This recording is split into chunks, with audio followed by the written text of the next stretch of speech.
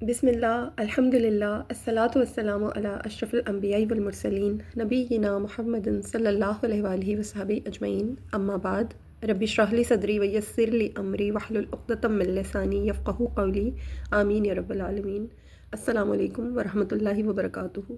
الرحیق المختوم میں آج انشاءاللہ ہمارا لیکچر نمبر 83 سٹارٹ ہو رہا ہے، اور آج کا میرا ٹاپک ہے فتح مکہ کے بعد کے 19 دن، جن دنوں میں نبی کریم صلی اللہ علیہ وآلہ وسلم نے عفو عام سے تطہیر حرم تک کا سفر طے کیا۔ ایک بہت ہی روشن باب ہے فتح مکہ کا، جو کہ ہم آج پڑھنے جا رہے ہیں، اور انشاءاللہ تعالیٰ اس میں ہم مختلف موضوعات کے اوپر روشنی ڈالیں گے۔ ہم سمجھیں گے کہ کس طرح نبی کریم صلی اللہ علیہ وآلہ وسلم نے مکہ فتح کرنے کے بعد دشمنوں کو عام معافی دے کر رحمت و شفقت کی ایسی مثال قائم کی جو تاریخ عالم میں اپنی مثال آپ ہے۔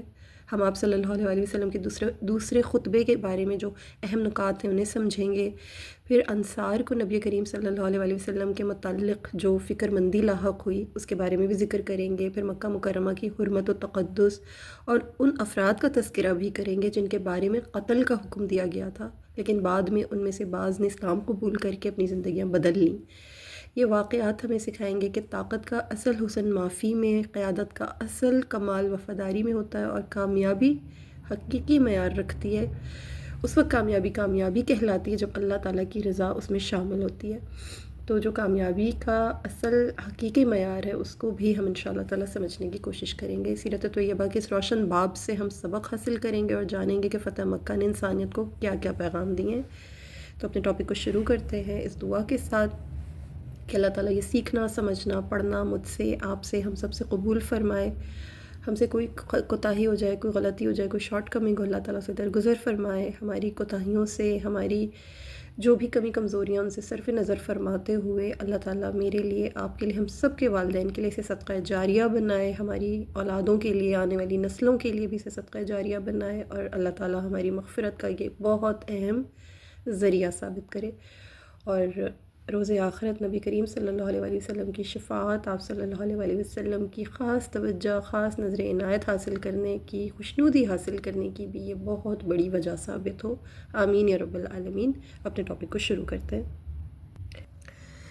رسول اللہ صلی اللہ علیہ وآلہ وسلم نے مکہ میں قتال سے منع فرمایا تھا، صرف ان لوگوں سے جنگ کی اجازت دی تھی جو مقابلے پر اتر آئے۔ البتہ کفر کے بعض سرغنے ایسے تھے جن کی اسلام دشمنی نہایت سخت اور دو ٹوک تھی، اس لیے آپ صلی اللہ علیہ وآلہ وسلم نے ایسے مشرکوں کو قتل کرنے کا حکم جاری فرمایا اور کہا کہ اگر یہ لوگ کعبہ کے غلاف کے ساتھ بھی چمٹ جائیں تب بھی انہیں قتل کر دیا جائے۔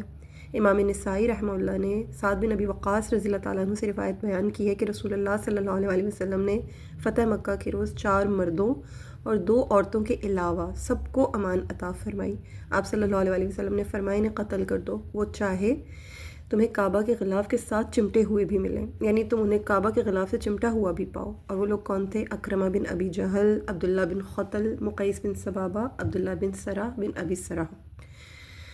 اسی طرح سیدنا ابی بن کعب رضی اللہ تعالیٰ عنہ بیان کرتے ہیں کہ احد کے روز 64 انصاری اور 6 مہاجر شہید ہوئے۔ اس موقع پر رسول اللہ صلی اللہ علیہ وسلم کے صحابہ کرام رضی اللہ تعالیٰ عنہم نے یہ عہد کیا کہ اگر ہمیں مشرکین پر اس طرح غلبہ پانے کا موقع ملا تو ہم ان کے بہت سے لوگوں کو ماریں گے۔ جب فتح مکہ کا موقع آیا تو ظاہر سی بات ہے کہ سب کے دلوں کے اندر یہ خواہش تھی کہ اب بدلہ لیا جائے، لیکن وہاں نبی کریم صلی اللہ علیہ وآلہ وسلم کا یہ اعلان بلند آہنگی سے سنا گیا کہ نبی کریم صلی اللہ علیہ وآلہ وسلم نے فرمایا گورے اور کالے سب لوگوں کو امان ہے مگر فلاں فلاں شخص کو امان نہیں۔ پھر آپ صلی اللہ علیہ وآلہ وسلم نے ان لوگوں کے نام لیے، اور مشرکین کی کل تعداد 15 ہے۔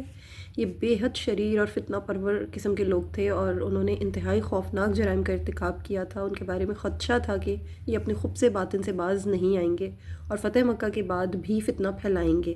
ان میں سے کچھ لوگوں کا قتل کر دیا گیا اور کچھ نے اسلام قبول کر کے توبہ کر لی، تو رسول اللہ صلی اللہ علیہ وآلہ وسلم نے انہیں معاف بھی فرما دیا۔ ان کے نام یہ ہیں: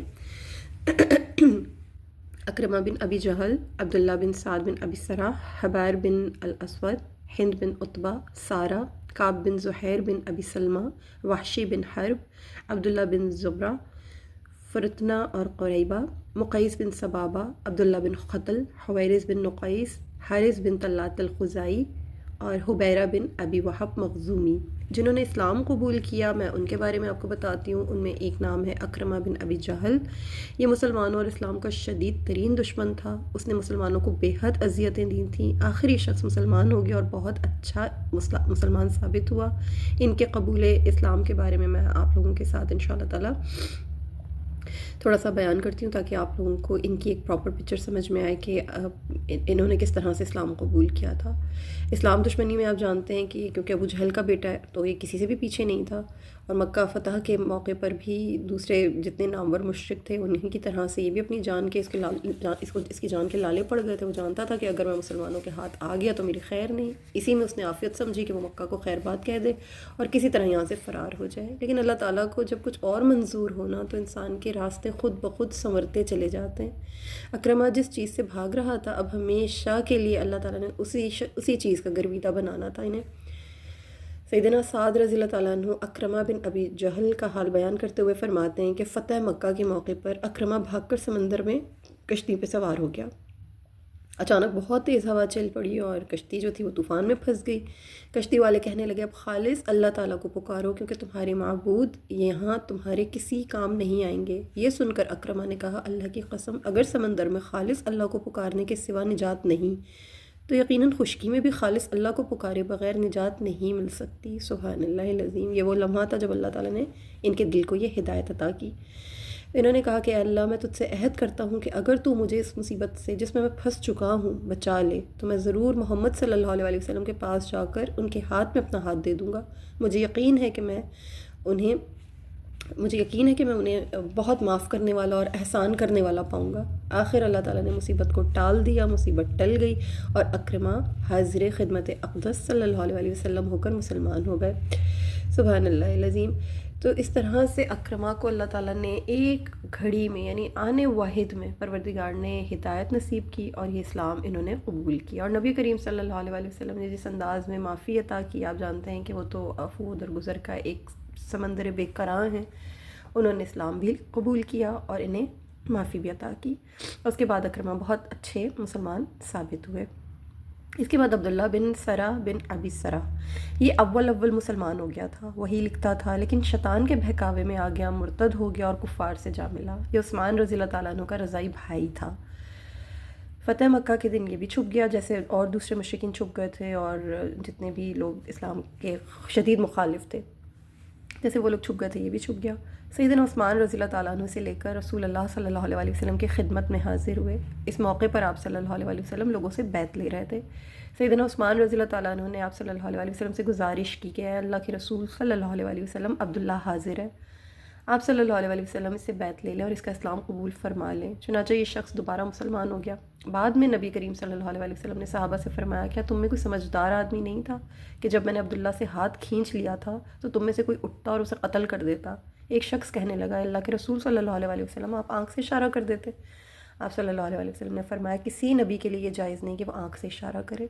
اس کے بعد بہرحال عبداللہ بن سعد رضی اللہ تعالیٰ عنہ نہایت ثابت قدم مسلمان ثابت ہوئے اور سیدنا عثمان رضی اللہ تعالیٰ عنہ کی شہادت کے بعد فتنوں سے بالکل دور رہے. تو یہ عبداللہ بن سعد بن ابی سرح کا واقعہ ہے، ان کا قصہ ہے کس طرح سے انہوں نے اسلام قبول کیا. پہلے نبی کریم صلی اللہ علیہ وسلم ان کا اسلام قبول نہیں کرنا چاہ رہے تھے، ان سے ہاتھ کھینچ رہے تھے اور انتظار کر رہے تھے کہ کوئی مسلمان اٹھے صحابہ میں سے اور انہیں قتل کر دے. لیکن صحابہ معصوم تھے، سمجھ نہیں پائے، معصوم ان سینس کہ سمجھ نہیں پائے کہ ان کا کیا معاملہ ہونا چاہیے. اور نبی کریم صلی اللہ علیہ وسلم ایکسپیکٹ کر رہے تھے کہ کیونکہ یہ پہلے بھی اسلام قبول کر چکے تھے اور مرتد ہو گئے تھے لہٰذا شاید لوگوں میں سے ہی کوئی اٹھیں گے اور ان کو قتل کر دیں گے کیونکہ حکم تو ہو چکا ہوا تھا. لیکن لوگوں نے یہ نہیں کیا اور اللہ کو شاید یہی منظور تھا.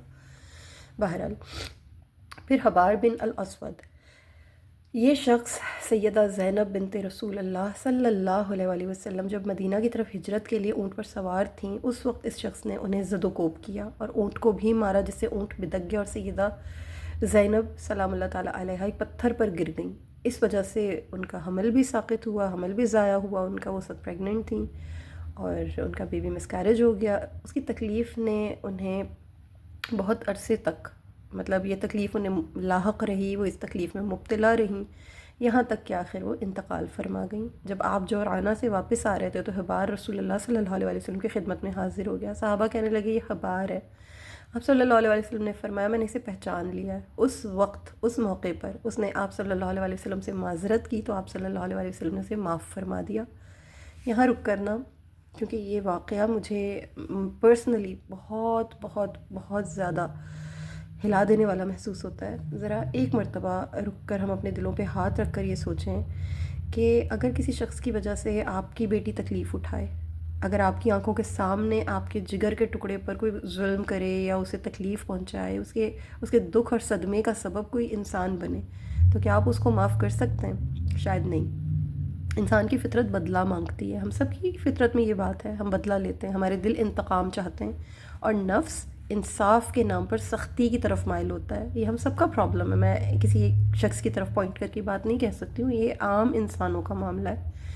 مگر سوچیں، فتح مکہ کے موقع پر دنیا نے ایک ایسا منظر دیکھا ہے سبحان اللہ العظیم جس کی مثال تاریخ پیش ہی نہیں کر سکتی ہے، میں کہتی ہوں پیش کرنے سے قاصر ہے۔ وہ حبار بن اسود جس کے نام سے زخم تازہ ہو جاتے تھے، وہ شخص جو اپنی جان کے خوف سے کانپ رہا تھا، آ کر رحمت عالم صلی اللہ علیہ وسلم کے سامنے کھڑا ہوتا ہے، اور اسے معلوم تھا کہ اگر کوئی شخص اس کے جرم کی بنیاد پر سزا کا مستحق ہے تو وہ خود ہے، کوئی اور نہیں ہے۔ جو اس نے گناہ کیا ہے اگر اس پہ سزا ملے گی تو وہ مستحق بھی ہے اس سزا کا، لیکن سامنے کون تھا؟ اسے امید کن سے تھی؟ وہ کوئی فاتح بادشاہ نہیں تھے، وہ کوئی انتقام لینے والے حکمران نہیں تھے، بلکہ وہ نبی رحمت صلی اللہ علیہ وسلم تھے، جن کے بارے میں اللہ تعالیٰ نے آسمانوں سے یہ گواہی دی کہ وَمَا أَرْسَلْنَاكَ إِلَّا رَحْمَةً لِلْعَالَمِينَ۔ جب حبار نے اسلام قبول کیا تو رحمت نے غضب پر سبقت لے لی، سبحان اللہ العظیم، عفو نے انتقام کو مات دے دی، اور نبی کریم صلی اللہ علیہ وسلم نے اسے معاف فرما دیا۔ یہ رک کے سوچیں، یہ صرف ایک شخص کی معافی نہیں تھی، یہ پوری انسانیت کے لیے ایک پیغام تھا کہ اسلام دلوں کو جوڑنے آیا ہے، توڑنے نہیں آیا ہے، ہدایت دینے آیا ہے، مٹانے نہیں آیا، اور محمد مصطفیٰ صلی اللہ علیہ وسلم لوگوں سے بدلہ لینے نہیں بلکہ انہیں اللہ سے ملانے آئے ہیں۔ ہمارا حال کیا ہے؟ ہم اپنے اوپر غور کریں، اپنا جائزہ لیں کہ ہم معمولی معمولی باتوں پر ایک دوسرے سے جدا ہو جاتے ہیں، بھائی بھائی سے ایک دم کھنچ جاتا ہے، رشتہ دار برسوں تک ایک دوسرے سے بات نہیں کرتے ہیں، دوست ایک چھوٹی سی غلطی پر دل سے اتر جاتے ہیں، اور ہم اپنی انا کے لیے معافی کے سارے دروازے بند کر دیتے ہیں۔ لیکن میرے آقا کریم صلی اللہ علیہ وسلم نے ہمیں سکھایا ہے کہ سب سے بڑا انسان وہ نہیں ہوتا جو بدلہ لے سکتا ہو، بلکہ سب سے بڑا انسان وہ ہوتا ہے جو بدلہ لینے کی قدرت رکھتا ہو، طاقت رکھتا ہو، اس کے باوجود معاف کر دے۔ سبحان اللہ العظیم، اور یہ کوئی چھوٹی معمولی چیز نہیں ہے، یہ بہت بڑا بہت اونچا ظرف ہے۔ فتح مکہ کا سب سے بڑا معجزہ یہ نہیں تھا کہ بت ٹوٹ گئے تھے، بلکہ سب سے بڑا معجزہ یہ تھا کہ دلوں کے اندر انتقام کے بت ٹوٹے تھے، اور ان ٹوٹے ہوئے بتوں کے درمیان رحمت محمدی صلی اللہ علیہ وسلم کا پرچم بلند ہوا تھا، جو آج بھی انسانیت کو یہ پیغام دیتا ہے کہ معاف کرنا کمزوری نہیں ہوتی ہے، یہ انبیاء کا وصف ہے، اور عفو و درگزر وہ بلندی ہے جہاں صرف عظیم روحیں پہنچتی ہیں۔ اللہ تعالیٰ ہمیں بھی اس کی توفیق عطا فرمائے، ہم ان باتوں کو سمجھیں کہ نبی کریم صلی اللہ علیہ وسلم نے کتنے کٹر، کتنے سخت دشمن کو، جس نے ان کی لخت جگر کو اتنی تکلیف پہنچائی تھی کہ اس تکلیف کی وجہ سے ان کا حمل بھی ساقط ہوا، اور پھر وہ اسی درد اور اسی کرب میں مبتلا، اسی تکلیف میں لاحق اس دار فانی سے بھی کوچ کر گئیں۔ اس کے باوجود نبی کریم صلی اللہ علیہ وسلم نے رحمت و معافی، رحمت و شفقت اور عفو و درگزر کی ایسی عظیم مثال قائم کی جو روئے زمین پر کہیں اور نہیں ملے گی۔ سبحان اللہ العظیم، یہ بہت دل کو چھو لینے والا واقعہ ہے میرے، اور یقیناً آپ کے بھی۔ اللہ ہمیں اس پر بھی عمل کرنے کی توفیق عطا فرمائے کہ انسان معاف کرے تو اس عظمت کے ساتھ معاف کرے، اس اعلیٰ ظرفی کے ساتھ معاف کرے، آمین۔ اس کے بعد ہند بنت عتبہ، یہ عورت بھی آپ جانتے ہیں، یہ خاتون کس قدر شدید ترین دشمن تھی مسلمانوں کی۔ اس نے غزوہ احد کے موقع پر سیدنا حمزہ رضی اللہ تعالیٰ عنہ کا مسلح تک کیا تھا، ان کا پیٹ چاک کر دیا تھا۔ ہند نے آپ صلی اللہ علیہ وسلم کی خدمت میں حاضر ہو کر معذرت کی اور اسلام قبول کر لیا، پھر گھر جا کر تمام بت توڑ ڈالے اور کہنے لگی کہ اللہ کی قسم تمہاری وجہ سے ہم دھوکے میں تھے۔ اللہ نے اس عورت کی بھی کایا کو پلٹا، کایا ہی بدل دی اللہ تعالیٰ نے، اور نبی کریم صلی اللہ علیہ وسلم نے اس کا بھی اسلام قبول کیا، سبحان اللہ۔ پھر سارہ، یہ بنی عبد المطلب میں سے کسی کی لونڈی تھی، اس کا سب سے بڑا گناہ یہ تھا کہ اس نے سیدنا حاطب بن ابی بلتہ کا خط مشرکین کو پہنچانے کی ذمہ داری قبول کر لی تھی۔ تو اس نے بھی پھر جو ہے اسلام قبول کیا اور اس کو بھی معافی دی گئی۔ کعب بن زہیر بن ابی سلمہ یہ مشہور شاعر تھا، مکہ سے بھاگ گیا تھا، بعد میں مدینہ منورہ میں رسول اللہ صلی اللہ علیہ وسلم کی خدمت میں حاضر ہوا اور آپ کی مدح میں ایک قصیدہ کہا جو بانت الساعات کے نام سے مشہور ہوا۔ رسول اللہ صلی اللہ علیہ وسلم نے خوش ہو کر اسے اپنی چادر عنایت فرمائی۔ سبحان اللہ۔ پھر وحشی بن حرب، یہ وہ شخص تھا جس نے سیدنا حمزہ رضی اللہ تعالیٰ عنہ کو شہید کیا تھا نیزہ مار کے غزوہ احد میں۔ غزوہ احد کے ضمن میں ہم نے بہت مفصل ذکر اس کا پڑھا ہے، ہم نے پورا واقعہ کور کیا الحمدللہ۔ یہ فتح مکہ کے موقع پر بھاگ کر طائف پہنچ گیا، وہاں سے مدینہ منورہ پہنچا اور رسول اللہ صلی اللہ علیہ وسلم کی خدمت میں پھر بعد میں حاضر ہوا، معافی مانگی۔ نبی کریم صلی اللہ علیہ وسلم نے اسے معاف فرما دیا، اگرچہ معاف فرما دیا لیکن اسے یہ کہا کہ زندگی بھر میرے سامنے مت آنا، مجھے تمہیں دیکھ کے تکلیف محسوس ہوتی ہے، اور کچھ ایسے ہی لفظ ہندا کو بھی کہے تھے کہ میرے سامنے مت آنا اگرچہ میں نے تمہیں معاف کر دیا ہے۔ تو بعض لوگ ہوتے ہیں نا جنہیں دیکھ کے انسان اس زخم کو تازہ محسوس کرتا ہے، معاف ضرور کر دیتا ہے لیکن معاف کر دینے کا مطلب یہ نہیں کہ انسان بھول بھی گیا ہے، تو وہ چیز نبی کریم صلی اللہ علیہ وسلم کی یعنی ظاہر کر رہی ہے کہ یہ بھی انسانی فطرت ہے۔ بعد میں یہ شخص وحشی بن حرب ایک بہت اچھا مسلمان ثابت ہوا، اور پھر اس نے اسی شخص کو اللہ تعالیٰ نے یہ توفیق دی کہ سیدنا صدیق اکبر رضی اللہ تعالیٰ عنہ کے دور میں مسلمہ کذاب کے مقابلے کے لیے لشکر میں یہ شامل ہوئے تھے، اور پھر جس نیزے سے سیدنا حمزہ رضی اللہ تعالیٰ عنہ کو شہید کیا تو اسی سے مسلمہ بن کذاب کو بھی قتل کیا۔ وہ کہا کرتے تھے کہ یہی نیزہ ہے جس سے میں نے بہترین شخص کو شہید کیا، اور اسی نیزے سے میں نے ایک بدترین شخص کو بھی ہلاک کر ڈالا ہے۔ پھر عبداللہ بن زبرہ، یہ زبردست شاعر تھا، آپ صلی اللہ علیہ وسلم کے شعروں کے ذریعے یہ ہجوم کرنا یعنی اس کا ایک مشغلہ ہوا کرتا تھا، یہ نبی کریم صلی اللہ علیہ وسلم کے خلاف الٹی سیدھی باتیں کیا کرتا تھا، زبردست شاعر تھا اپنے زمانے کا۔ آپ صلی اللہ علیہ وسلم نے فتح مکہ کے موقع پر اسے قتل کرنے کا حکم دیا تھا تو یہ بھاگ کر نجران چلا گیا، پھر طائب ہو کر آپ صلی اللہ علیہ وسلم کی مدح میں اشعار بھی کہے، اسے بھی نبی کریم صلی اللہ علیہ وسلم نے معافی دے دی تھی۔ پھر فرتنا اور قریبہ، یہ ابن قتل کی دو گانے والیاں تھیں، یہ نبی کریم صلی اللہ علیہ وسلم کی ہجو کیا کرتی تھیں، ہجو گایا کرتی تھیں، یعنی انسلٹڈ فریزز پڑھا کرتی تھیں، استغفر اللہ العظیم، ہیومیلیٹڈ فریزز جنہیں کہتے ہیں، استغفر اللہ۔ ان میں سے ایک ماری گئی، دوسری قریبہ نے امن کی درخواست کی تو آپ صلی اللہ علیہ وسلم نے اسے امان دے دی، چنانچہ یہ مسلمان ہو گئی۔ جو لوگ قتل کر دیے گئے تھے نا، اب یہ وہ لوگ تھے جو بچ بھی گئے، اور جن میں سے جو ہے میں نے آپ کو بتایا کہ یہ کل 8 سے 9 لوگ تھے جو میں نے ابھی آپ کے سامنے رکھے، ان کا میں نے آپ کو بتایا کہ واقعات کیا ہوئے تھے۔ جن کو قتل کیا گیا تھا ان کے بارے میں آپ کو بتاتی ہوں۔ مقیس بن صبابہ، غزوہ بنی مستلق میں ایک انصاری کے ہاتھوں مقیس کا بھائی قتل ہو گیا تھا غلطی سے، اسے دیت دے دی گئی تھی، لیکن اس کے بعد بھی اس نے صحابی پر حملہ کر کے اسے شہید کیا اور پھر مرتد ہو کر مکہ بھاگ نکلا۔ اسے سیدنا نمیلہ بن عبداللہ لیثی رضی اللہ تعالیٰ عنہ نے قتل کیا کیونکہ اس کا گناہ قابل معافی نہیں تھا، تو مقیس بن صبابہ کو قتل کیا گیا۔ پھر عبداللہ بن خطل، یہ پہلے مسلمان تھا، اسے رسول اللہ صلی اللہ علیہ وسلم نے زکوٰۃ کا مال اکٹھا کرنے کے لیے ایک انصاری صحابی کے ساتھ کہیں روانہ فرمایا، ان کے ساتھ ان کا ایک آزاد کردہ مسلمان غلام بھی تھا جو ان کی خدمت پر مامور تھا۔ عبداللہ بن خطل نے غلام کو صرف اسی بات پر قتل کر دیا کہ وہ ان کے لیے کھانا تیار نہیں کر سکا۔ پھر ابن خطل مرتد ہو گیا اور اپنے اشعار کے ذریعے نبی کریم صلی اللہ علیہ وسلم کی ہجو کرنے لگا۔ مرتد ہونے کے بعد وہ صدقات کے اونٹ بھی ہانک کر مشرکین کے پاس لے گیا۔ یہ شخص خانہ کعبہ کے پردوں سے چمٹ گیا، جب اس کو قتل کرنے کا وقت آیا عبداللہ بن خطل کو، تو یہ خانہ کعبہ کے پردوں کے ساتھ چمٹ گیا، لٹک گیا اس کے ساتھ، نہ کہ آج مجھے کم سے کم مطلب فار دا سیک آف اللہ اور یہ خانہ کعبہ کی حرمت کی خاطر جو مجھے بخش دیا جائے۔ آپ صلی اللہ علیہ وسلم کو اس بارے میں اطلاع دی گئی تو آپ صلی اللہ علیہ وسلم نے فرمایا اسے وہیں قتل کر دیا جائے، یعنی اس کی معافی کے لیے تو کوئی گنجائش ہے ہی نہیں، یہ اس پائے گا انسان ہے۔ چنانچہ ابو برزہ اسلمی رضی اللہ تعالیٰ عنہ اور سعد بن حریث رضی اللہ تعالیٰ عنہ نے اسے حجر اسود اور مقام ابراہیم کے مابین قتل کر دیا۔ اللہ اکبر، اس کے لیے بالکل بھی معافی کی کوئی گنجائش نہیں تھی۔ پھر حویرث بن نقیس، یہ مکہ میں رسول اللہ صلی اللہ علیہ وسلم کا شدید ترین دشمن تھا اور اپنے کلام میں آپ صلی اللہ علیہ وسلم کی ہجو کیا کرتا تھا، اسے سیدنا علی رضی اللہ تعالیٰ عنہ قتل کیا۔ پھر حارث بن طلاتل، یہ شخص رسول اللہ صلی اللہ علیہ وسلم کی ہجو کرتا تھا، فتح مکہ کے روز اسے بھی سیدنا علی المرتضیٰ کرم اللہ وجہ الکریم نے قتل کیا۔ پھر حبیرہ بن ابی وہب مخزومی، یہ بھی آپ صلی اللہ علیہ وسلم کے خلاف ہجو کیا کرتا تھا، الٹی سیدھی باتیں کرتا تھا، شعر کہا کرتا تھا۔ ام ہانی بن ام ہانی ہند بنت ابی طالب کا شوہر تھا، اور فتح مکہ کے دن یہ نجران کی طرف بھاگ گیا اور کفر کی حالت میں وہیں مر گیا۔ تو یہ تمام وہ لوگ تھے جو قتل کر دیے گئے، اور اس سے پہلے جو میں نے آپ کو بتایا یہ وہ لوگ تھے جنہوں نے اسلام قبول کر لیا تھا۔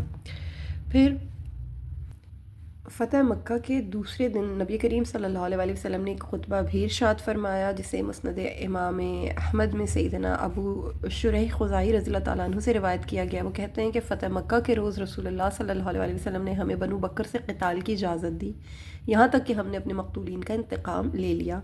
رسول اللہ صلی اللہ علیہ وسلم اس وقت مکہ میں تھے، پھر آپ صلی اللہ علیہ وسلم نے تلوار چلانے سے منع فرما دیا۔ اس کے بعد ایسا ہوا کہ بنو خزاعہ کو حرم حذیل کا ایک آدمی مل گیا جو رسول اللہ صلی اللہ علیہ وسلم کے پاس اسلام قبول کرنے کی غرض سے جا رہا تھا۔ اس آدمی نے دور جاہلیت میں بنو خزاعہ کو نقصان پہنچایا تھا۔ بنو خزاعہ کے لوگ اس آدمی کے پیچھے لگے ہوئے تھے، چنانچہ خزاعہ نے اسے جلدی سے ہی قتل کر دیا کہ کہیں وہ مبادہ نبی کریم صلی اللہ علیہ وسلم کے پاس پہنچ جائے اور آپ اسے قتل کرنے سے منع فرما دیں۔ جب نبی کریم صلی اللہ علیہ وسلم کو اس معاملے کی خبر ہوئی تو آپ صلی اللہ علیہ وسلم نے شدید برہمی اور ناراضی کا اظہار فرمایا۔ صحابہ کرام رضی اللہ تعالیٰ عنہ نے آپ صلی اللہ علیہ وسلم کو پہلے اس قدر برہمی اور ناراضی کی حالت میں کبھی نہیں دیکھا تھا۔ خزاعہ کے لوگ سیدنا ابو بکر، سیدنا عمر اور حضرت علی کرم اللہ وجہ الکریم رضی اللہ تعالیٰ عنہم کے پاس گئے اور ان سے سفارش کرنے کی درخواست کی کہ آپ تینوں مل کر نبی کریم صلی اللہ علیہ وسلم، کیونکہ نہایت غصے کی حالت میں ہیں اور غصے کی وجہ سے انہیں اپنے ہلاک ہونے کا خدشہ لاحق ہو گیا تھا، تو آپ جا کر جو ہے درخواست کیجئے۔ نبی کریم صلی اللہ علیہ وسلم نے نماز عصر کے بعد کھڑے ہو کر اللہ عز و جل کی ثنا بیان کیا اور پھر فرمایا، اے لوگوں، اللہ تعالیٰ نے اسی دن مکہ کو حرام قرار دیا تھا جب اس نے آسمانوں اور زمین کو پیدا فرمایا تھا۔ اب یہ اللہ تعالیٰ کے حرام کرنے سے لے کر قیامت کے دن تک حرام ہی رہے گا۔ اللہ اور آخرت کے دن پر ایمان رکھنے والے کسی شخص کے لیے جائز نہیں کہ وہ اس میں خون ریزی کرے اور اس کا کوئی درخت کاٹے۔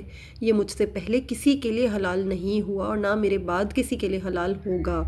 میرے لیے بھی صرف اس تھوڑے سے وقت کے لیے حلال ہوا تھا جس کی وجہ یہاں کے رہنے والوں پر اللہ کا غضب تھا۔ آگاہ ہو جاؤ کہ پھر اس کی حرمت لوٹ کر کل کی طرح ہو گئی ہے۔ خبردار، تم میں سے جو یہاں موجود ہیں وہ یہ بات ان تک پہنچا دیں جو غائب ہیں۔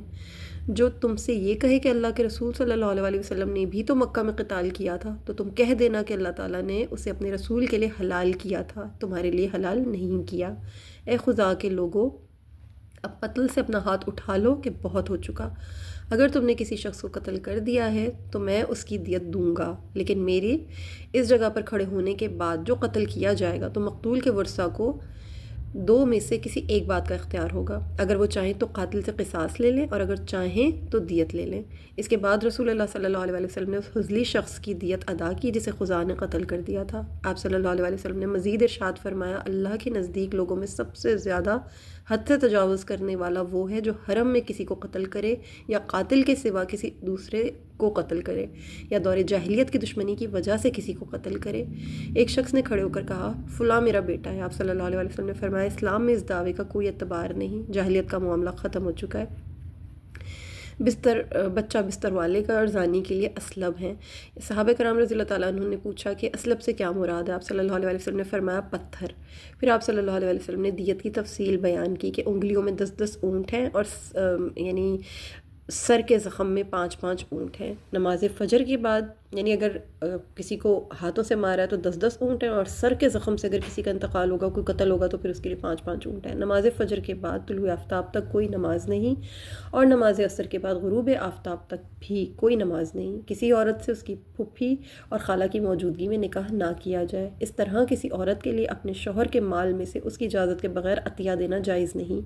آپ صلی اللہ علیہ وسلم نے مزید فرمایا، زمانہ جاہلیت میں جتنے بھی معاہدے ہوئے، اسلام ان کی پختگی میں اضافہ ہی کرتا ہے، لیکن اب اسلام میں کوئی معاہدہ نہیں۔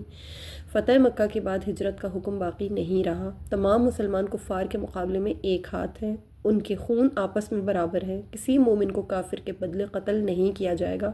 کافر کی دیت مسلمان کی دیت کی نصف ہے۔ آگاہ رہو، اسلام میں نکاح شغار یعنی وٹا سٹا یہ نہیں ہے۔ ہمارے معاشرے میں ہے نا یہ وٹا سٹا، ہم اکثر گاؤں دیہاتوں میں دیکھتے ہیں کہ ایک بھائی ایک بہن آپس میں جو ہے وہ فیملیز وٹا سٹا کر لیتے ہیں، لیکن یہ چیز جو ہے اسلام میں نہیں ہے، یہ نکاح شغار کہتے ہیں اس کو۔ اس کی ممانعت ہے۔ اور اس کے علاوہ نہ جنب اور نہ جلب ہے۔ جنب سے مراد یہ کہ زکوٰۃ وصول کرنے والے کی آمد کا سن کر مالک اپنے جانور پڑاؤ سے دور لے جائیں اور پھر عامل انہیں ڈھونڈتا پھرے، اور جلب یہ ہے کہ عامل اپنا مرکز ایسی جگہ بنا لے جہاں مالکوں کو اپنے جانور کھینچ کر لانے پڑے اور وہ مشقت اٹھاتے پھریں، یعنی یہ زکوٰۃ سے متعلق ہے یہ تمام معاملہ۔ ان کے مالوں کی زکوٰۃ ان کے گھروں پر وصول کی جائے گی۔ مسلمانوں کے خلاف کسی غیر مسلم کو سب سے کم درجے کا مسلمان بھی پناہ دے سکتا ہے۔ مسلمانوں کو وہ مجاہد بھی غنیمت ادا کرے گا جو ان میں سب سے دور اور دشمن سے قریب ہے۔ اب نبی کریم صلی اللہ علیہ وسلم نے جب یہ خطبہ ارشاد فرمایا تو اہل یمن سے ایک شخص کھڑا ہوا اور اس کا نام ابو شاہ تھا۔ وہ کہنے لگا کہ اکتب لی یا رسول اللہ، یعنی اے اللہ کے رسول صلی اللہ علیہ وسلم مجھے یہ ارشاد لکھ دیجئے۔ تو رسول اللہ صلی اللہ علیہ وسلم نے فرمایا اکتبوا لی ابی شاہ، یعنی ابو شاہ کے لیے لکھ دو۔ اس کے بعد آپ صلی اللہ علیہ وسلم نے فرمایا آج کے بعد قیامت تک کسی قریشی کو ہاتھ باندھ کر قتل نہ کیا جائے۔ سبحان اللہ العظیم۔ علماء کرام کا کہنا ہے کہ رسول اللہ صلی اللہ علیہ وسلم کے اس ارشاد کا مقصد یہ بتانا ہے کہ اب تمام قریشی مسلمان ہو جائیں گے اور ان میں سے کوئی اس طرح مرتد نہیں ہوگا جس طرح آپ صلی اللہ علیہ وسلم کے دنیا سے تشریف لے جانے کے بعد لوگ مرتد ہوئے اور ان سے جنگ کی گئی اور انہیں باندھ کر قتل کیا گیا۔ آپ صلی اللہ علیہ وسلم کے اس فرمان کا یہ مطلب بالکل نہیں کہ قریش کو ظلم و زیادتی کے ساتھ باندھ کر قتل نہیں کیا جائے گا، اس لیے کہ قریش پر بعد میں ایسے ایسے مظالم ڈھائے گئے ہیں جو سب کے علم میں ہیں، لہٰذا یہ چیز جو یہاں پر کلیئر ہو گئی رسول اللہ صلی اللہ علیہ وسلم کے اس ارشاد مبارک سے۔ اس کے بعد ہوا یہ کہ اللہ تبارک و تعالیٰ نے جیسے اپنے پیارے حبیب صلی اللہ علیہ وسلم کو جو فتح مکہ کی فقید المثال اعزاز امتیاز سے نوازا جو آپ کا آبائی اور پیدائشی وطن تھا، تو آپ صلی اللہ علیہ وسلم نے جبل صفا پر چڑھ کر بیت اللہ کی طرف دیکھا، پھر اللہ کی خوب حمد و ثنا بیان کی اور دعا کی۔ اس موقع پر انصار پہاڑی کے دامن میں تھے، وہ رسول اللہ صلی اللہ علیہ وسلم کے اللہ تبارک و تعالیٰ کے ساتھ راز و نیاز اور مکہ سے محبت دیکھ کر ایک دوسرے سے کہنے لگے کہ شاید رسول اللہ صلی اللہ علیہ وسلم اپنے شہر اور خاندان والوں کی محبت سے مغلوب ہو گئے۔ سیدنا ابو ہریرہ رضی اللہ تعالیٰ عنہ کہتے ہیں اسی وقت وحی نازل ہو گئی، اور جب وحی کا نزول ہوتا تھا تو سب کو اس کیفیت کا پتہ چل جاتا تھا، اور صحابہ میں سے کسی کو بھی رسول اللہ صلی اللہ علیہ وسلم کی طرف دیکھنے کی جرت نہیں ہوتی تھی یہاں تک کہ وحی مکمل ہو جاتی تھی۔ جب وحی مکمل ہوئی تو رسول اللہ صلی اللہ علیہ وسلم نے فرمایا یا معاشر الانصار، یعنی اے انصار کے لوگوں۔ انصار نے کہا اے اللہ کے رسول صلی اللہ علیہ وسلم لبیک۔ تو آپ صلی اللہ علیہ وسلم نے فرمایا تم نے کہا ہے کہ رسول اللہ صلی اللہ علیہ وسلم اپنے شہر اور خاندان والوں کی محبت سے مغلوب ہو گئے۔ انصار کہنے لگے جی ہاں اے اللہ کے رسول صلی اللہ علیہ وسلم۔ آپ صلی اللہ علیہ وسلم نے فرمایا پھر میرا نام کیا ہے؟ انا محمد عبد اللہ و رسولہ حاجرت الی اللہ و الیکم فالمحیا محیاکم والممات مماتکم۔ بلا شبہ میں اللہ تعالیٰ کا بندہ اور اس کا رسول محمد ہوں صلی اللہ علیہ وسلم۔ میں نے اللہ اور تمہاری طرف ہجرت کی ہے، میرا جینا اور مرنا تمہارے ساتھ ہوگا۔ یہ بات سنتے ہی انصار روتے ہوئے آپ صلی اللہ علیہ وسلم کی طرف بڑھے۔ انہوں نے کہا کہ اللہ کی قسم ہم نے جو بھی کہا ہے وہ اللہ اور اس کے رسول صلی اللہ علیہ وسلم سے شدید محبت اور لگاؤ کی وجہ سے کہا ہے۔ رسول اللہ صلی اللہ علیہ وسلم نے فرمایا اللہ اور اس کا رسول تمہیں معذور سمجھتے ہیں اور تمہاری اس بات کی تصدیق کرتے ہیں۔ ابو ہریرہ رضی اللہ تعالیٰ عنہ کہتے ہیں کہ رسول اللہ صلی اللہ علیہ وسلم کا بیان سن کر سارے انصاری زار و قطار ہونے لگے، اللہ اکبر اللہ اکبر۔ ان میں سے ہر ایک کا سینہ آنسوؤں سے تر ہو چکا تھا۔ کس قدر محبت کی انصار نے نبی کریم صلی اللہ علیہ وسلم سے، دل چاہتا نا کہ ان کے قربان ہو جاؤ، ان کے قدموں پہ قربان ہو جاؤ۔ کتنے پیارے لوگ تھے انصاری صحابہ، کتنے سر سے پاؤں تک ڈوبے ہوئے تھے محبت رسول اللہ صلی اللہ علیہ وسلم میں۔ اللہ اکبر، اللہ ایسی محبت ہمیں بھی عطا کرے۔ یہ رسول اللہ صلی اللہ علیہ وسلم سے انصار کی محبت اور آپ صلی اللہ علیہ وسلم سے وفا کا ایسا اسلوب تھا جس کا کسی صورت کوئی صحیح اندازہ نہیں کیا جا سکتا۔ جس طرح رسول اللہ صلی اللہ علیہ وسلم نے بیت اللہ سے بتوں کو ختم کیا، اسی طرح آپ صلی اللہ علیہ وسلم نے انصار کے دلوں سے حزن و ملال بھی ختم فرما دیا۔ رسول اللہ صلی اللہ علیہ وسلم کے فرمان سے یہ بات اظہر من الشمس ہے کہ مدینہ منورہ اسلام کا دارالخلافہ ہوگا، اور انصار کو اللہ تبارک و تعالیٰ نے حب نبوی صلی اللہ علیہ وسلم کا شرف عطا فرمایا ہے۔ ہر چند مکہ مکرمہ قرۂ ارض کا افضل ترین مقام ہے، اس میں کوئی شک نہیں ہے، لیکن مدینہ طیبہ کے دارالخلافہ ہونے کی بنا پر مکہ مکرمہ مدینہ منورہ کے تابع رہے گا، جہاں انصار کو نبی مکرم صلی اللہ علیہ وسلم سے محبت بھرا سلوک ملا اور آپ صلی اللہ علیہ وسلم کا ساتھ نصیب ہوا۔ وہاں اہل مکہ بالخصوص ابو سفیان نے یہ بھی جان لیا کہ اسلام اپنے فرزندوں کو کتنی اہمیت دیتا ہے۔ آج وہ اپنے آپ کو مکہ کا سردار ہونے کے باوجود اہل مدینہ سے کمتر سمجھ رہے تھے۔ اب وہ سمجھ چکے تھے کہ ہماری عقلوں پر پردے پڑے ہوئے تھے اور ہم نے جو اسلام کے خلاف سرکشی کی تھی نا، اس کی بنا پر ہم بہت پیچھے رہ گئے۔ آج سابقون الاولون پر انہیں رشک آ رہا تھا۔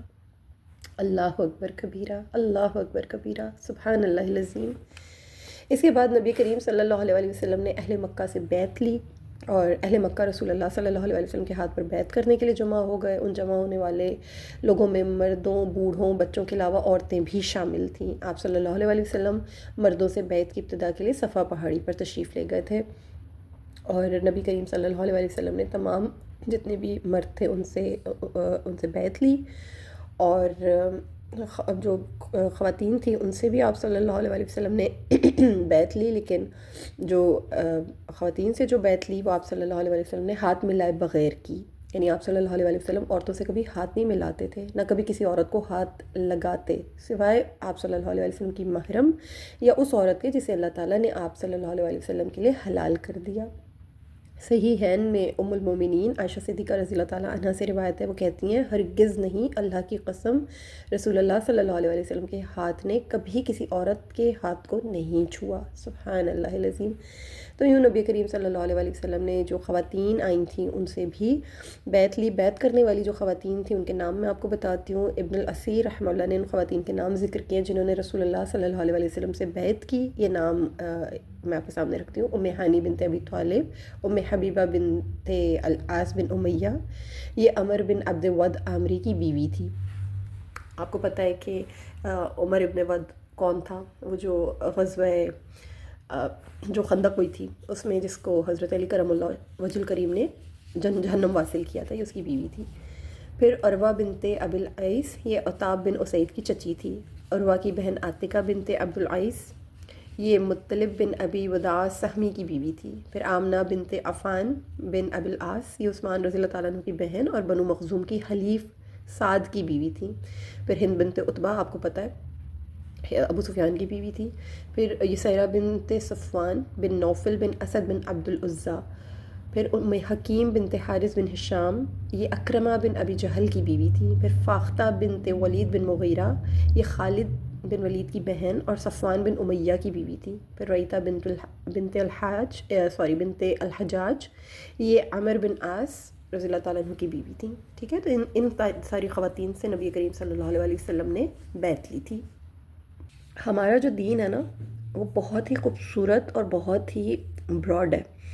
یہ جو مرد و زن کا دائرہ کار ہے نا، یعنی عورتیں اور مرد، اس میں کسی قسم کا بھی کوئی تفاوت نہیں ہے۔ ہمارے پاس اس قسم کا کوئی ڈسکریمنیشن نہیں پایا جاتا ہے کہ کوئی فرق ہے یا کوئی ڈسکریمنیشن ہے۔ ذمہ داریوں کے حوالے سے دیکھا جائے تو اسلام نے جہاں مرد کو معاشرے میں ذمہ داری کی حیثیت دی ہے، وہاں عورت کو بھی انسانیت کی ایک اکائی قرار دیا ہے۔ فتح مکہ کے موقع پر رسول اللہ صلی اللہ علیہ وسلم نے اسلامی معاشرے کے قیام میں جس طرح مردوں سے بیعت کی اور عہد لیا، اسی طرح آپ صلی اللہ علیہ وسلم نے عورتوں سے بھی عہد لیا۔ اس لحاظ سے ذمہ داری کا اعتبار کرنے میں مرد اور عورتیں، ان میں کسی قسم کا کوئی فرق نہیں ہے، کوئی تفاوت نہیں ہے۔ ٹھیک ہے، مرد کی طرح عورت پر بھی لازم ہے کہ وہ شرعی حدود میں رہ کر دین کے مسائل جاننے کی کوشش کرے اور اس کے مطابق اپنی زندگی گزارے، اور علوم و فنون اور شعور و آگہی کے لیے تمام جائز ذرائع اختیار کرے۔ اسلام کے مخالفوں اور دشمنوں کے جو اسالیب ہیں، ان کی جو شاطر چالیں ہیں نا، ان سے واقف رہے، تاکہ اپنی ذات کے بارے میں اس نے جو عہد کیا ہے اسے پورا کر سکے، اور بیعت کا جو ہار اس نے پہنا ہے اس کا حق ادا کر سکے۔ ٹھیک ہے، تو یہ مردوں اور عورتوں دونوں کے اوپر واجب ہے، دونوں کے اوپر لازم ہے۔ اس میں کسی قسم کا کوئی ڈفرینس نہیں ہے، کسی قسم کا کوئی تفاوت نہیں ہے، کوئی فرق نہیں ہے انشاءاللہ۔ پھر میں آپ کو یہ بھی بتاتی ہوں کہ نبی کریم صلی اللہ علیہ وسلم نے مکہ میں جو مدت قیام تھی وہ کتنی تھی۔ سیدنا عبداللہ بن عباس رضی اللہ تعالیٰ عنہ سے روایت ہے کہ رسول اللہ صلی اللہ علیہ وسلم مکہ میں 19 دن ٹھہرے رہے۔ اس پوری مدت میں آپ صلی اللہ علیہ وسلم 2 رکعت نماز پڑھتے رہے، یعنی آپ صلی اللہ علیہ وسلم کی جو نماز تھی وہ قصر ہوا کرتی تھی، قصر نماز ادا فرماتے تھے آپ صلی اللہ علیہ وسلم۔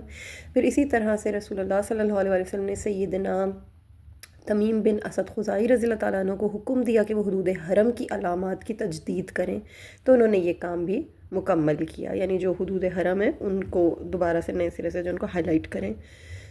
نبی کریم صلی اللہ علیہ وسلم جو ان دنوں وہاں پہ جو قیام پذیر ہوئے تو اس موقع پر آپ صلی اللہ علیہ وسلم نے چند بہت اہم فیصلے صادر فرمائے، اور ان کا تذکرہ میں مختصراً آپ کے سامنے رکھتی ہوں۔ جیسے چور کی سزا، قریشی عورت نے چوری کی اور اس نے اس کا اعتراف کیا۔ وہ عورت بنو مخزوم کی تھی جو ادھار چیزیں لے کر صاف مکر جاتی تھی۔ نبی کریم صلی اللہ علیہ وسلم نے اس کا ہاتھ کاٹنے کا حکم دے دیا۔ اسے نبی کریم صلی اللہ علیہ وسلم کے پاس لایا گیا تو اس نے ام المومنین سیدہ ام سلمہ رضی اللہ تعالیٰ عنہ کی پناہ لی۔ مکہ میں یہ خبر مشہور ہو گئی کہ چور کی سزا ہاتھ کاٹنا ہے۔ اس موقع پر رؤسائے قریش پریشان ہو گئے، چنانچہ انہوں نے اس سے بچنے کی تدبیر کرنی شروع کر دی۔ بالآخر انہوں نے اسامہ بن زید رضی اللہ تعالیٰ عنہ کو سفارش کے لیے تیار کیا، لیکن رسول اللہ صلی اللہ علیہ وسلم نے ان کی سفارش قبول نہیں فرمائی اور چوری کرنے والی عورت پر حد نافذ کر دی گئی۔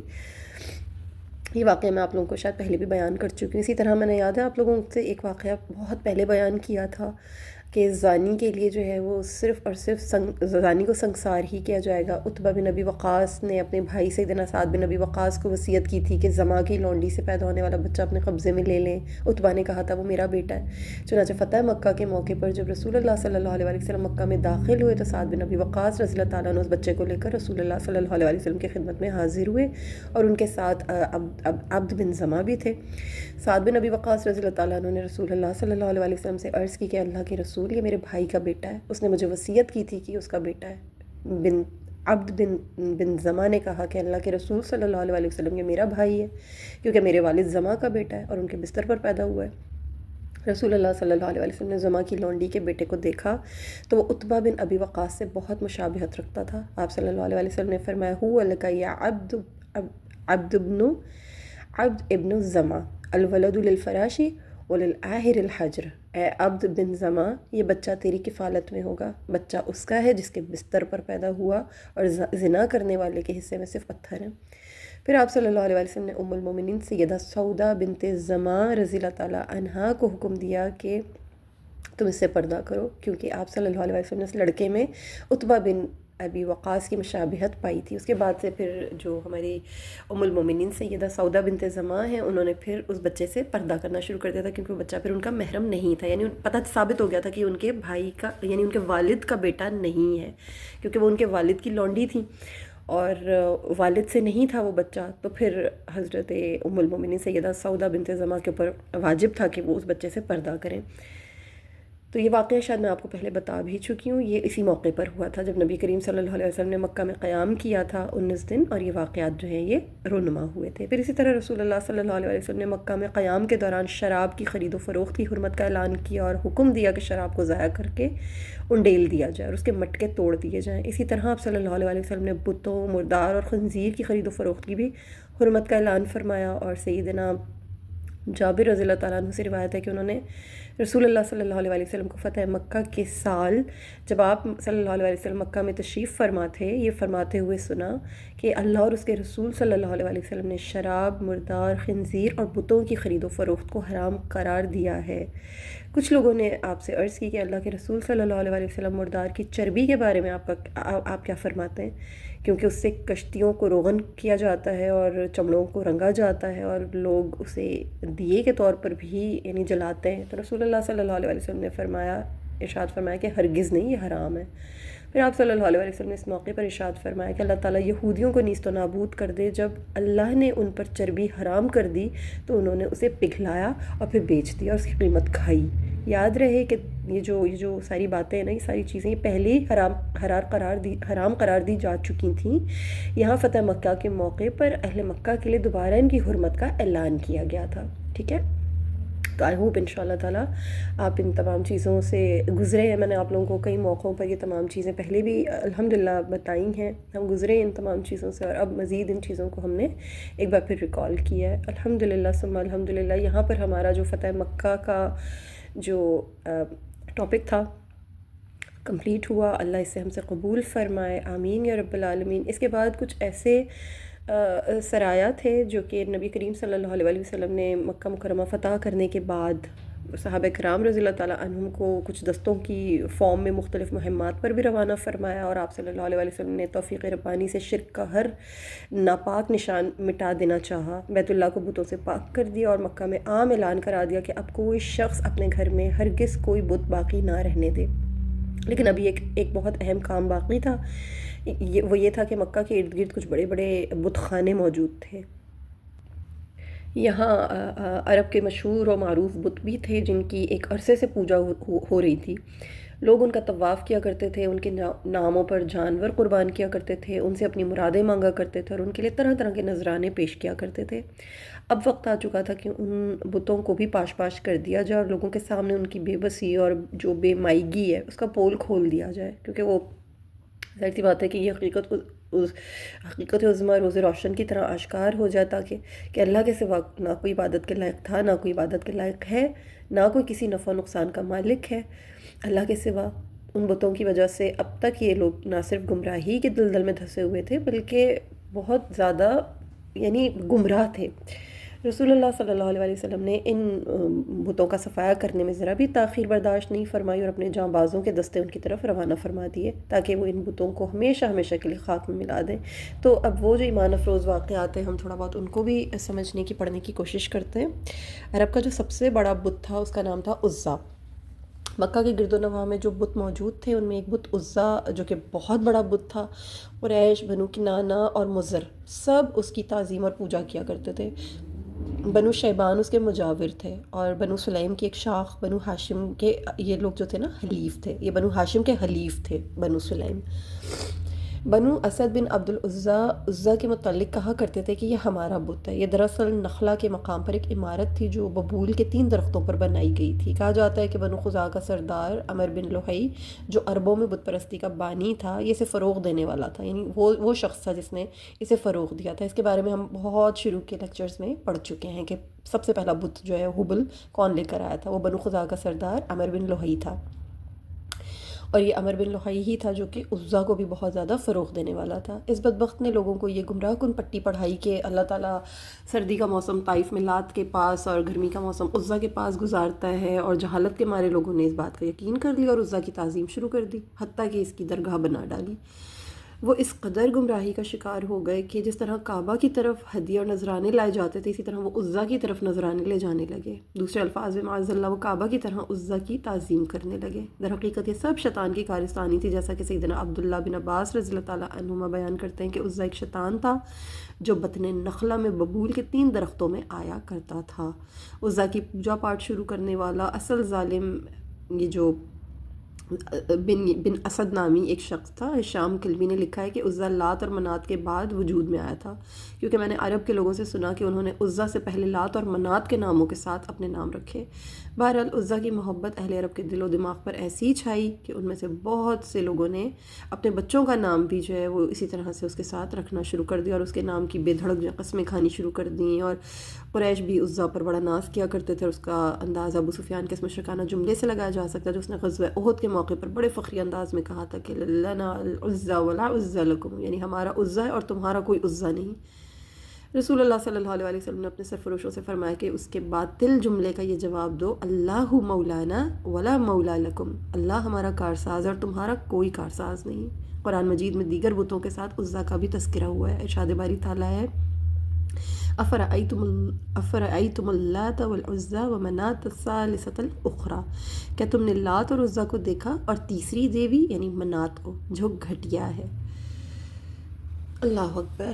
اب عزا کو مسمار کرنے کے لیے میں نے آپ کو عزا کے بارے میں بتایا کہ سب سے بڑا بت تھا یہ عرب کا نا، تو اس کو مسمار کرنے کے لیے نبی کریم صلی اللہ علیہ وسلم کی جو نظر انتخاب تھی وہ سیدنا خالد بن ولید رضی اللہ تعالیٰ عنہ پر پڑی۔ آپ صلی اللہ علیہ وسلم نے انہیں 30 شاہ سواروں کے ہمراہ اس مہم پر روانہ فرمایا۔ یہ 25 رمضان المبارک 8 ہجری کا دن تھا۔ سیدنا خالد بن ولید رضی اللہ تعالیٰ عنہ اپنے ساتھیوں کے ہمراہ نخلا پہنچے۔ انہوں نے یک بارگی ہی ببول کے 3 درخت جو تھے وہ کاٹ ڈالے اور ان پر بنی ہوئی جو عمارت تھی اس کو بھی ڈھا کر خاک میں ملا دیا۔ اس کے بعد وہ رسول اللہ صلی اللہ علیہ وسلم کی خدمت میں پہنچے اور اپنی کارگزاری بیان کی۔ آپ صلی اللہ علیہ وسلم نے ان سے دریافت فرمایا، هل رأیت شیئا، کیا تم نے وہاں کچھ دیکھا بھی تھا؟ خالد رضی اللہ تعالیٰ عنہ نے عرض کی کہ نہیں۔ آپ صلی اللہ علیہ وسلم نے ارشاد فرمایا، پھر تم نے اسے ڈھایا ہی نہیں، دوبارہ جاؤ اسے ڈھا کر آؤ۔ سیدنا خالد رضی اللہ تعالیٰ عنہ نے حکم نبوی صلی اللہ علیہ وسلم کی تعمیل کر عزا کا نام و نشان مٹانے کے لیے دوبارہ روانہ ہو گئے۔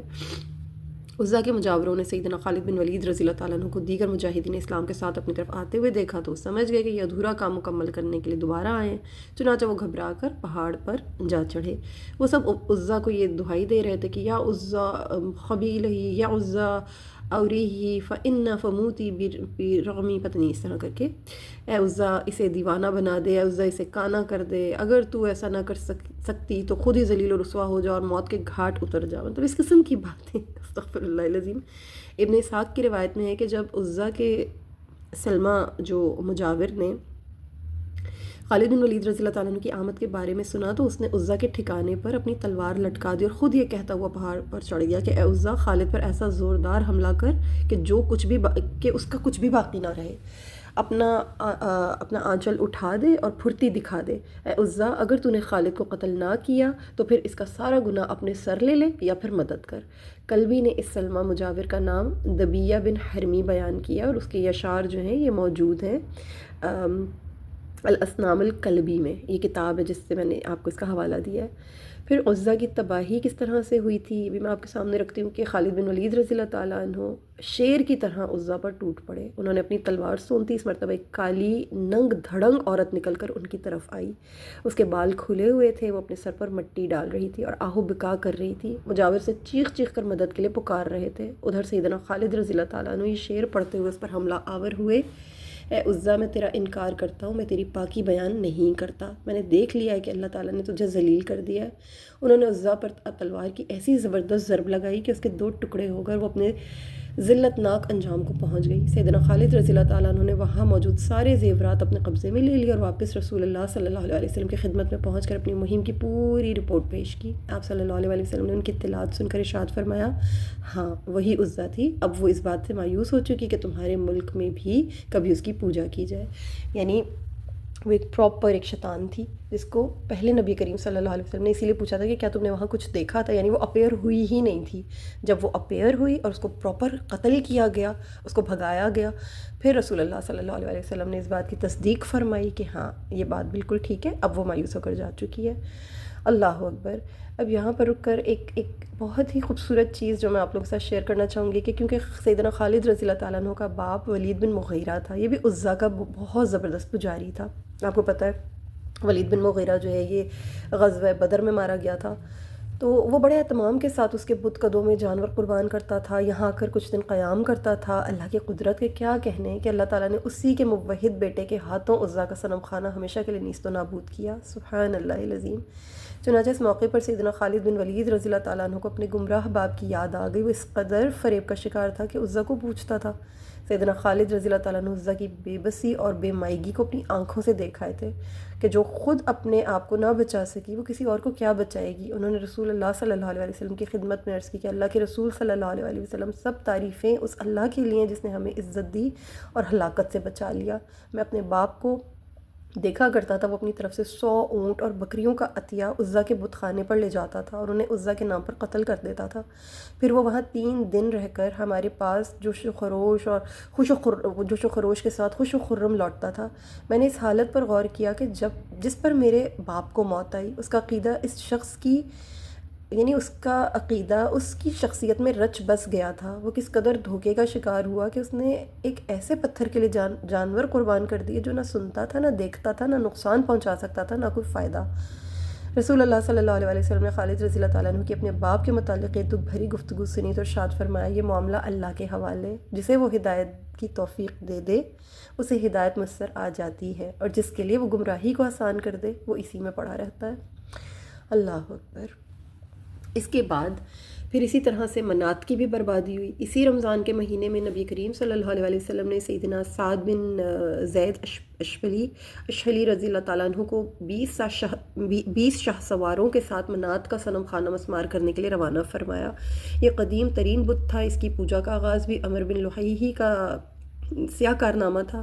اسے بحیرہ احمر کے ساحل پر قدید کے قریب مسلسل کے مقام پر نصب کیا گیا تھا۔ اوس، خزرج، ازد جو غسان اور حذیل اور خزاع، قریش، غرض کے سارے عرب قبائل اس کی تعظیم کرتے تھے اور اس کے ستانوں کے اوپر جو جانور ذبح کیا کرتے تھے، لیکن یہ اوس و خزرج کا خاص بت تھا، ان سے بڑھ کر کوئی اس کی تعظیم نہیں کرتا تھا۔ ان کی حالت یہ تھی کہ جب حج کے لیے جایا کرتے تھے تو وہاں اپنے سر کے بال منڈواتے تھے، بلکہ جب منا سے لوٹتے تھے تب بھی منات کے پاس آتے تھے اور اپنے بال منڈواتے تھے اور یہاں ٹھہرا بھی کرتے تھے۔ منات کے مجاور اسد کی شاخ بنو غطریف سے تھے۔ صحیح بخاری میں کہ اوس و خزرج اور غسان کے لوگ مسلمان ہونے سے پہلے منات کے نام پر احرام باندھا کرتے تھے اور پھر منات کی تعظیم کے پیش نظر صفا اور مروہ کے درمیان سعی بھی کیا کرتے تھے، تو اس کو بھی برباد کیا گیا، اس کو بھی مسمار کیا گیا۔ سیدنا سعد بن زید اشہلی رضی اللہ تعالیٰ عنہ اپنے ساتھیوں کو لے کر منات کے پاس پہنچے، اس کا مجاور وہاں موجود تھا۔ اس نے پوچھا کیا تمہارا کیا ارادہ ہے؟ سعد رضی اللہ تعالیٰ عنہ نے بے دھڑک جواب دیا، منات کو ڈھانا چاہتا ہوں۔ یہ سن کر مجاور نے کہا تم جاؤ، یعنی تم جانو اور منات جانے۔ اتنا اس کو ابھی بھی منات کے اوپر جو تھا وہ کانفیڈنس تھا۔ سعد رضی اللہ تعالیٰ عنہ بے خوف و خطر منات کی طرف بڑھے، اتنے میں ایک کالی ننگی اور پراگندہ بال عورت نکلی، وہ اپنا سینہ پیٹ رہی تھی اور ہائے ہائے کر رہی تھی۔ مجاور نے اسے پکارتے ہوئے کہا منات اپنے گستاخوں کو پکڑ لے۔ وہ یہ سمجھ رہا تھا کہ وہ اپنا دفاع خود کر لے گی اور اپنے گستاخوں کو عبرتناک انجام سے دوچار کر دے گی، لیکن اس کی پکار بے سود ثابت ہوئی۔ سعد رضی اللہ تعالیٰ عنہ نے اسے آگے بڑھ کر ٹھکانے لگا دیا۔ اس کے بعد انہوں نے ان کے ساتھیوں سے اس بت خانے کو مسمار کر دیا، انہیں اس جگہ کے خزانے سے کچھ بھی نہیں ملا، چنانچہ وہ رسول اللہ صلی اللہ علیہ وسلم کی خدمت میں واپس آئے۔ یہ کارروائی 24 رمضان المبارک 8 ہجری کو عمل میں آئی۔ ابن ہشام نے لکھا ہے کہ رسول اللہ صلی اللہ علیہ وسلم نے منات کی طرف ابو سفیان بن حرب رضی اللہ تعالیٰ عنہ کو روانہ فرمایا تھا اور انہوں نے اسے گرایا تھا۔ یہ بھی کہا جاتا ہے کہ کام سیدنا علی المرتضیٰ کرم اللہ وجہ الکریم نے انجام دیا تھا۔ کلبی نے بھی یہی ذکر کیا ہے کہ آپ صلی اللہ علیہ وسلم نے حضرت سیدنا علی المرتضیٰ کرم اللہ وجہ الکریم کو منات کی طرف بھیجا تھا، انہوں نے اسے ڈھا دیا اور وہاں موجود تمام چیزیں اپنے قبضے میں لے لیں۔ انہیں ان چیزوں میں وہ 2 تلواریں بھی ملی جو شاہ غسان اور حارث بن ابی شمر غسانی نے منات کے لیے نذرانے کے طور پر پیش کی تھیں۔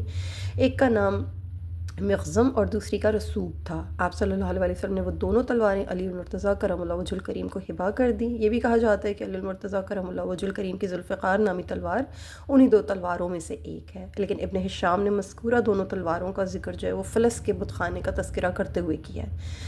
تو رسول اللہ صلی اللہ علیہ وسلم نے یعنی سیدنا علی رضی اللہ تعالیٰ عنہ کو اس کی طرف روانہ کیا، انہوں نے اسے ڈھایا تو انہیں وہاں سے یہ دونوں تلواریں جو تھیں ملیں۔ بہرحال واقدی اور ابن سعد کی رائے یہی ہے کہ منات کو سعد بن زید اشہلی رضی اللہ تعالیٰ عنہ نے مسمار کیا تھا، واللہ اعلم بالصواب۔ میں نے دونوں ہی رائے آپ کے سامنے رکھ دی ہیں، دونوں ہی جو یعنی دونوں ہی جو اسکالرز ہیں ان کی رائے آپ لوگوں کے سامنے رکھی ہے۔ پھر اسی طرح رمضان المبارک 8 ہجری میں رسول اللہ صلی اللہ علیہ وسلم نے عمر بن عاص رضی اللہ تعالیٰ عنہ کو ایک لشکر کے ہمراہ سوا کا بت خانہ ڈھانے کے لیے روانہ فرمایا۔ سوا ان 5 بتوں میں سے ایک تھا جن کی نوح علیہ السلام کی قوم پوجا کیا کرتی تھی۔ اللہ تعالیٰ نے ان 5 بتوں کا تذکرہ اس طرح کیا تھا کہ وقالوا لا تذرن آلہتکم ولا تذرن ودا ولا سواعا ولا یغوث ویعوق ونسرا، اور انہوں نے کہا تم اپنے معبودوں کو نہ چھوڑو اور نہ چھوڑو تم ود، سوا، یغوث، یعوق اور نصر کو۔ سیدنا عبداللہ بن عباس رضی اللہ تعالیٰ عنہما ان 5 بتوں کی حقیقت بیان کرتے ہوئے فرماتے ہیں کہ یہ نوح علیہ السلام کی قوم کے نیک لوگوں کے نام ہیں۔ جب وہ فوت ہوئے تو شیطان نے ان کی قوم کے دل میں یہ بات ڈالی کہ وہ ان مجلسوں میں بیٹھا کرتے تھے، وہاں ان کے بت بنا کر نصب کر دو اور ان بتوں کو انہی کے ناموں سے موسوم کر دو۔ چنانچہ انہوں نے ایسا ہی کیا، مگر ان بتوں کی پوجا نہیں کی گئی۔ پھر جب یہ تمام لوگ فوت ہو گئے اور علم ختم ہو گیا تو ان بتوں کی پوجا شروع ہو گئی۔ انہوں نے یہ بھی بیان کیا کہ نوح علیہ السلام کی قوم کے بعد ان بتوں کو عرب کے لوگوں نے بھی پوجنا شروع کر دیا۔ اسی زمن میں حذیل سوا کی پوجا کرنے لگ گئے تھے۔ سوا نامی بت بھی عمر بن لوہی ہی عرب کے لوگوں کے پاس لایا تھا، اسی نے ان لوگوں سے اس کی پوجا شروع کرائی تھی، اور کلبی نے بیان کیا کہ عمر بن لوہی کاہن تھا اور اس کا ایک موکل جن بھی تھا۔ اسی جن نے اسے بتایا کہ قوم نوح کے بت جو ہیں وہ جدہ میں موجود ہیں، لہٰذا تو جلدی سے وہاں جاؤ اور بلا خوف و خطر یہ بت تہامہ کے علاقے میں لے آ اور پھر عرب کے لوگوں کو اس کی پرستش کی دعوت دے، وہ تیری بات مان لیں گے۔ عمر بن لوہی جدہ پہنچا، ان بتوں کو تہامہ لے آیا، اور جب حج کا موسم آیا تو اس نے سارے عرب کو ان بتوں کی پرستش کی دعوت دی۔ دوسرے لوگوں کی طرح مضر بن نزار نے بھی اس کی بات مان لی، اور چنانچہ سواب بت جو تھا اس کو حذیل بن مدرکہ بن الیاس بن مدر کی ایک شخص حارث بن تمیم بن سعد کے یعنی سپرد کر دیا گیا۔ اور یہ تمام معاملہ جو تھا یہ شروع ہو گیا۔ سوا کی شکل ایک عورت کی تھی، اسے یمبا کے علاقے وحات میں نصب کر دیا گیا، اور بنو حذیل اس کی پوجا کرنے لگے اور اس کی تعظیم کے ساتھ ساتھ اس کا طواف بھی کرتے تھے۔ اس کے مجاور بنو لحیان تھے جو حذیل ہی کی ایک شاخ تھے۔ عمر بن سعد نے حکم نبوی صلی اللہ علیہ وسلم کی تعمیل کرتے ہوئے حذیل کے بت سوا کی طرف پیش قدمی کی، اور وہ بیان کرتے کہ جب میں سوا کے پاس پہنچا تو وہاں اس کا مجاور موجود تھا۔ وہ بولا تم کیا چاہتے ہو؟